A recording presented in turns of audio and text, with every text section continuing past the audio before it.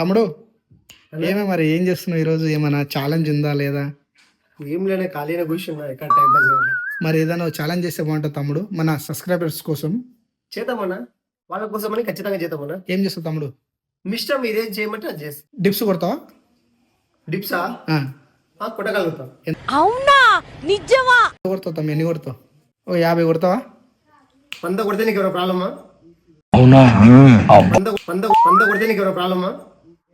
ఆలోచన చేసుకో తమ్ముడు, ఎందుకంటే నేను ఆలోచించుకొని చెప్పి ఆలోచించుకునే రకం కాదనా. 100 కొడితే నీకు ప్రాబ్లమా? స్టార్ట్ చేద్దామా? ఆడియన్స్ కోసం ఖచ్చితంగా చేయగలుగుతాం. సరే మరి, ఓకే.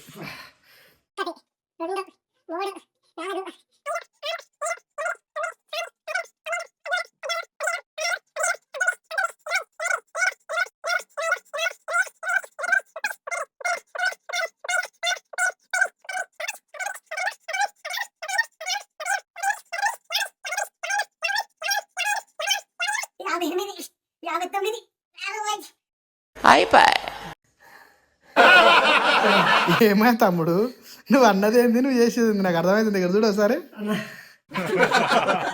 కొట్టగలుగుతానే అనుకున్నా, బట్ 60కే ఫిక్స్ అయిపోయినా. 100 కొడతాంటే కదా. 100 కొడతాను అన్నా, బట్ నా నుంచి కాలేదు. 60 లాస్ట్ ఫైనల్. వదిలేనా, నా వల్ల కాదు. ఏంటి బాబా అన్న, ఇంకోసారి అన్న. వదిలేనా, నా వల్ల కాదు. అది బట్ ఇంకోటి ఏంది, ఆడియన్స్ కోసం అని ఖచ్చితంగా కొట్టగలిగిన.